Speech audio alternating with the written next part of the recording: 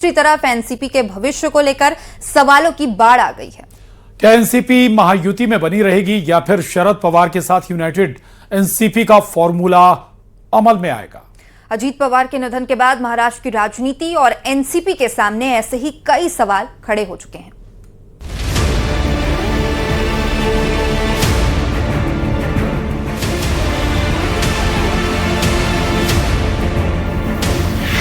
अजीत पवार के निधन के बाद महाराष्ट्र की राजनीति में बड़े भूचाल के संकेत सामने आ रहे हैं।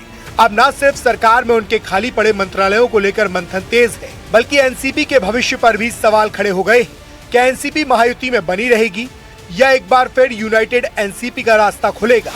ये ऐसे सवाल हैं जिन पर पार्टी के नेताओं के साथ कार्यकर्ता तक अटकलें लगा रहे हैं। अजीत पवार के बाद दो धड़ों में बटी एनसीपी। एक गुट ने उठाई शरद पवार के साथ जाने की मांग। इस बीच एनसीपी के अंदर सियासी खींचतान भी शुरू हो गई है। अजीत पवार गुट इस वक्त दो हिस्सों में बटा नजर आ रहा है। एक गुट महायुति में बने रहने के पक्ष में है, तो दूसरा गुट शरद पवार के साथ एक बार फिर एकजुट होने की वकालत कर रहा है।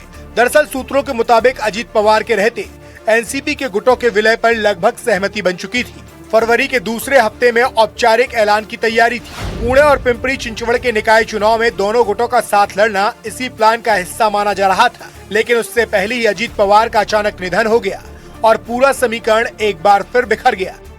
लगभग मर्जर का डिसीजन हो चुका था, अजीत दादा के सामने ही हो चुका था।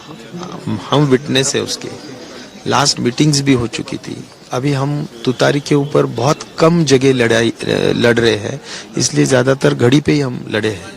तो ये उनके सभी लोगों के मान्यता से ये सब कुछ हुआ था। सब कुछ सिर्फ अनाउंसमेंट बाकी था जो जिला परिषद के चुनाव के बाद हो सकता था। 3-4 महीने में इसकी बातें अजय दादा और सभी नेताओं के साथ हुई भी थी और उसमें करीब करीब ये तय हो गया कि मर्जर करना है। मर्जर करने के पहले ये भी तय हुआ कि अभी जो लोकल बॉडी इलेक्शन हुए वो चल रहे हैं, ये लोकल बॉडी इलेक्शन में घड़ी से लेकर हम लोग लड़ेंगे, ऐसा तुतारी का कहना था, मतलब शरद पवार गुट का कहना था। दोनों का मिला ऐसा कि घड़ी पे लड़ो। भी जब एक साथ आना ही है तो घड़ी पे इलेक्शन लड़ो। कौन बनेगा महाराष्ट्र का नया डिप्टी सीएम? क्या सुनेत्रा पवार संभालेंगी पति की विरासत? चर्चा इस बात की भी है कि क्या सुनेत्रा पवार को कोई बड़ी जिम्मेदारी दी जाएगी? क्या वो डिप्टी सीएम बनेंगी या फिर परिवार के अंदर पॉलिटिकल रीयूनियन का रास्ता खुलेगा? ननद भाभी यानी सुनेत्रा पवार और सुप्रिया सुले के साथ आने की अटकलें भी तेज हैं। हम ये जल्दी से जल्दी ये प्रक्रिया पूरी करना चाहते हैं और ये भी मैं कहना चाहूंगा, बार बार कहना चाहूंगा कि एक बार इनसे परिवार से बात तो करना पड़ेगा।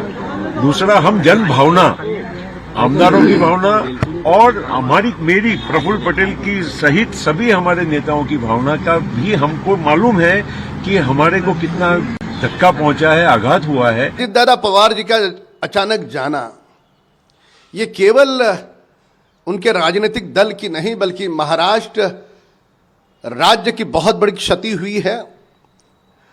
अब अगला उप मुख्यमंत्री उनके दल से कौन होगा, ये उनके दल का निजी फैसला है। हालांकि बीजेपी चाहती है कि एनसीपी महायुति में बनी रहे। सूत्रों की माने तो एनसीपी के अलग होने से सरकार पर सीधा खतरा नहीं होगा, लेकिन एकनाथ शिंदे की शिवसेना का दबदबा और बढ़ जाएगा, जो बीजेपी नहीं चाहती।